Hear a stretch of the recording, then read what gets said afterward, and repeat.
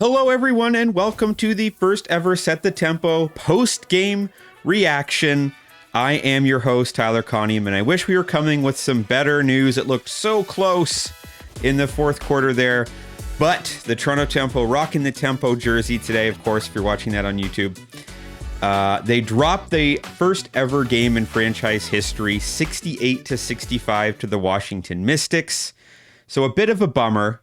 And we're going to break it all down. We're going to start talking about it. As I mentioned, the first post-game reaction. So finally, this season has started. We're going to be doing these podcasts after every game, whether it's the night of or the next day. We'll see. And you can watch this on YouTube or listen on Apple and on Spotify. So thank you to everyone who's joined so far.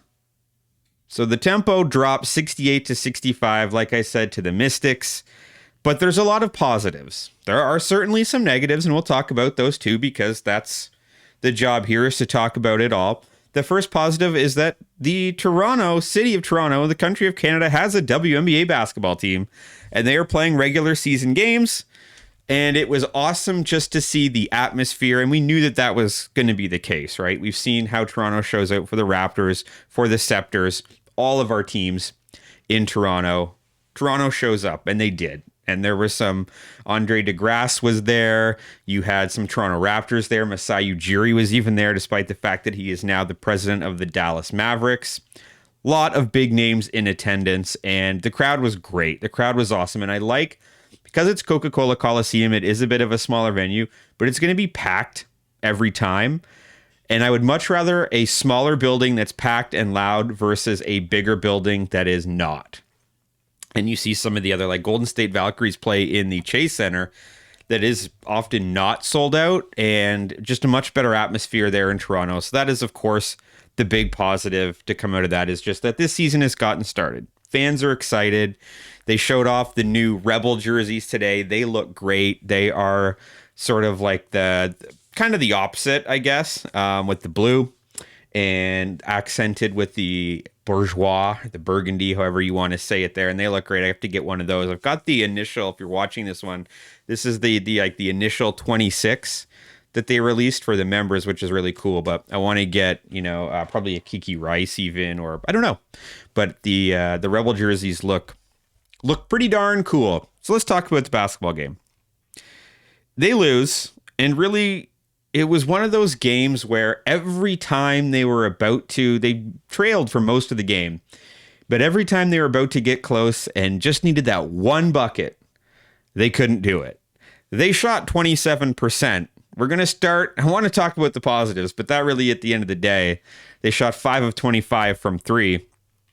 The positive, of course, was performance, if I can say that correctly, of Marina Mabrey, who had 27 points, 7 rebounds, and she played great, but it was just really an instance of not being able to hit the big shot when they needed it. I was really impressed by Julie Allemand at the point guard position. She played a great game.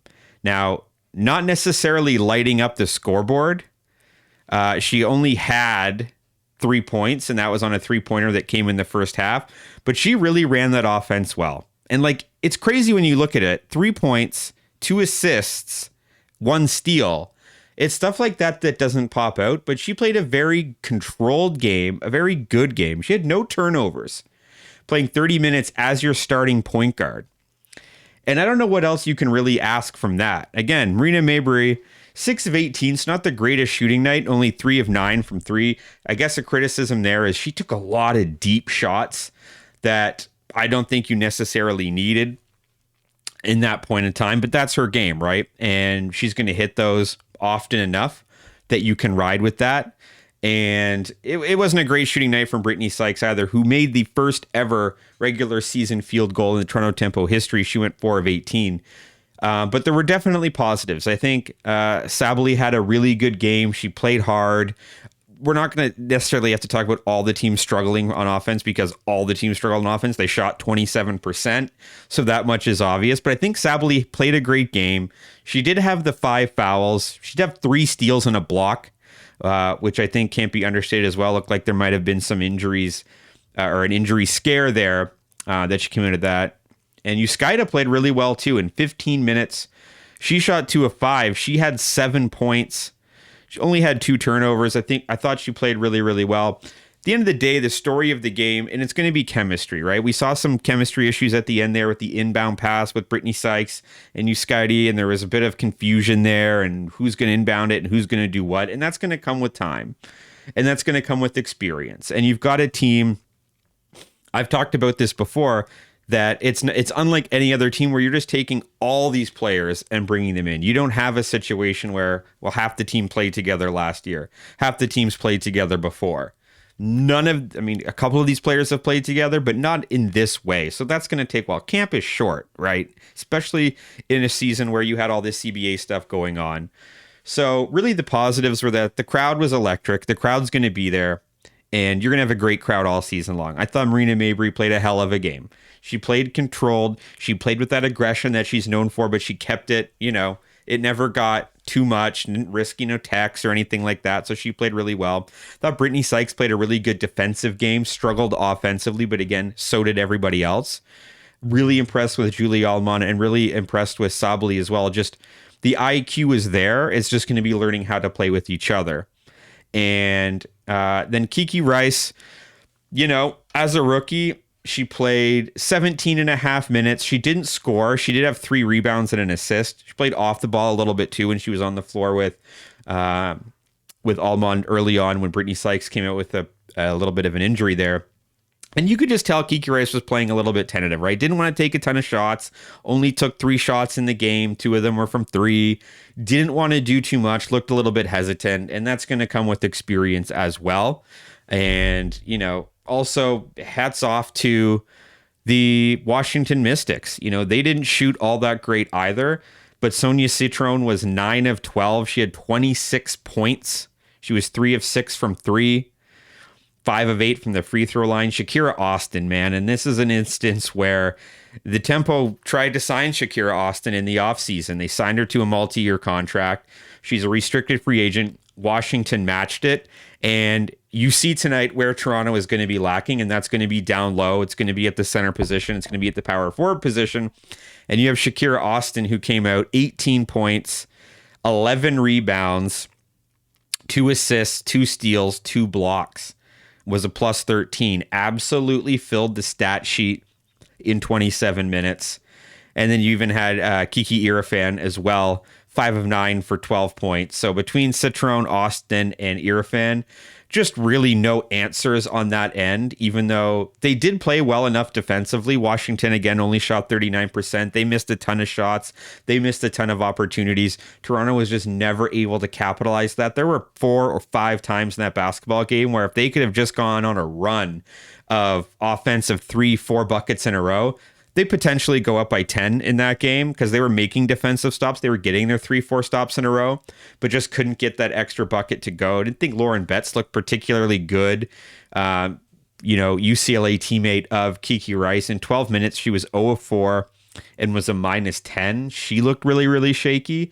And I thought that was a bit interesting because, again, these rookies are coming in having just played off of March Madness. But, when you want to look at the negatives, and, Toronto shooting 27%, only shot 20% from 3, 5 of 25. Their free throws were good. And that's, I think, another positive. They got to the line to shoot 35 free throws. They hit 26 of them. Washington was only able to shoot 59% from the free throw line. And the rebounds actually did okay rebounding. They had 1 less rebound than the Mystics. They had the same amount of offensive rebounds, same amount of steals. They actually turned the ball over less. It really just came down to when there was a shot there to be made, they couldn't do it. And if you're you're not often going to shoot 27% from the field and win a lot of basketball games. But I think the positive that comes out of that is that the shots they got were good. They just didn't go down, right? So what are you going to do against Seattle, who is their next opponent? So that's really the major, thing to come out of this. Certainly let me know in the comments how you feel the first game went. It's so hard to extrapolate too much from this. Sandy Brindello still going to be learning rotations, and thought Tiani Key played really, really well. I thought maybe we would have seen a little bit more of Lexi Held. I think we'll probably see a little bit more of Kia Nurse. she only played 10 minutes in this game, and maybe that's a stabilizing presence when they go on these offensive droughts, that maybe she can step in and she can do that there. Of course, they're missing Izzy Harrison out with an injury. That's going to improve, especially with their down low presence. But the main thing really is just, you got to hit your shots, right? And you look at, I think Mabrey needs to rein it in a little bit, just some wild threes that I don't think you needed. And then she shot 3 of 9. Sabally doesn't need to be taking 3-point attempts. She took 2 of them. Brittany Sykes went 0 of 5 from 3, and that's not really her game either. She's more of a slasher, get to the rim, get to the free throw line, which she did do, but she shot 22% in this basketball game. When you take away those 5 threes, that percentage is a lot better. She was a 30% 30% 3-point shooter last year, but that's not really where you want Brittany Sykes to be. You want her to be slashing, driving down low there. And then I think, again, as it goes, Maria Condi coming off a great season in Spain, 0 of 5. So just missing a ton of shots. And that was really the name of the game. But I think realistically, more positives than negatives to come out of this game. I know that sounds silly to say, because despite the fact that they shot 27%, they only lose by 3. They had the lead late. They're tied late. Didn't get it done at home. I know Washington, sky's not the limit for Washington this year. They're probably going to be hovering around the bottom of the standings as well. So that was an interesting test for them. And next up, they don't play again for 5 days. So I think that's actually another positive for the tempo. Sandy Brundell is going to be able to get them back in the gym, get them back into practice. And you've got 5 days before you face the Seattle Storm, new look Seattle Storm. And, I think that that's another good test, because you're not yet playing one of the top teams in the WNBA. You have a fairly new looking team over there as well. Flo J. Johnson, of course, is over there. Grace Van Slooten, Jordan Horston, just looking at who's starting for them today, Stephanie Dolson. Like, you've got an opportunity there where you can set it right, and that game is going to be in Toronto as well. So you've got another home game. You've got another 5 days at home. Get in the gym, get the shots up, and there's, again, only so much you can take from this first game. But like I said, let me know in the comments, whether you're listening to the audio or you are watching on YouTube, what you thought and who did well, who didn't. What does the future hold? How do you think this season's going to go? How do you think it's going to shape? Thank you again for tuning in. If this is something that you like, share it around, tell a friend, subscribe, all that fun stuff. You can follow me across all of my socials at Tyler Conium. Have a great weekend. We'll be back after the May 13th game against the Seattle Storm. Welcome to the WNBA, and let's set the tempo.